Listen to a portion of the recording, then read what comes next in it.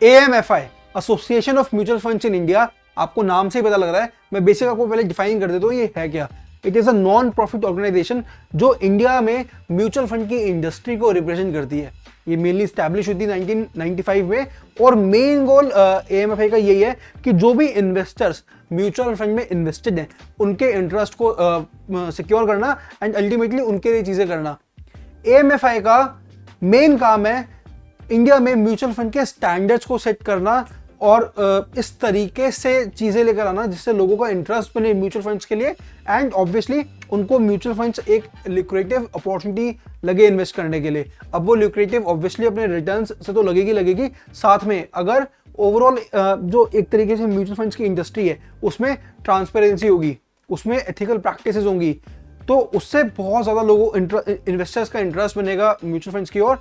And साथ के साथ ये सब तो AMFI करती है, साथ के साथ AMFI का काम है इन्वेस्टर्स को एजुकेट करना कि म्यूचुअल फंड्स में इन्वेस्ट करना सही क्यों है। आपने देखा होगा, अभी एक वेबसाइट भी बड़ी पॉपुलर हो रही है mutualfundsahihai.com। तो अल्टीमेटली बहुत सारी ऐसी एक्टिविटीज होती हैं जिनसे लोगों का इंटरेस्ट बने पूरी स्टॉक मार्केट के ऊपर भी और म्यूचुअल फंड्स के ऊपर भी। अब कहीं ना कहीं हम बोल सकते हैं कि जो म्यूचुअल फंड की इंडस्ट्री है जिसमें लोग इन्वेस्ट करते हैं, और जो सेबी है, securities exchange board of India, इन दोनों के बीच में एक कनेक्शन है AMFI, जो कि कहीं ना कहीं दोनों को एडवाइस करती है कि म्यूचुअल फंड्स किस तरीके से होने चाहिए और म्यूचुअल फंड्स में इन्वेस्ट करना क्यों सही है।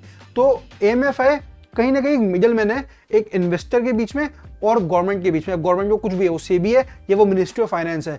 अब अल्टीमेटली अब क्योंकि ये इंटरलिंक है, कनेक्शन है, इसका मेन गोल है जैसे मैंने बताया to set the standards for mutual fund industry, साथ के साथ एक फेवरेबल एनवायरनमेंट क्रिएट करना जिससे ये पूरी इंडस्ट्री ग्रो हो, ऐसी पॉलिसीज बने, ऐसे रेगुलेशंस बने जिससे म्यूचुअल फंड्स को हेल्प मिले। क्योंकि म्यूचुअल फंड की इंडस्ट्री ग्रो होगी, एक स्टैंडर्ड सेट होगा और अल्टीमेटली उनके फायदे की पॉलिसीज बनेंगी, रेगुलेशंस बनेंगे, तो उससे अल्टीमेटली फायदा इंडियन इन्वेस्टर्स को ही है।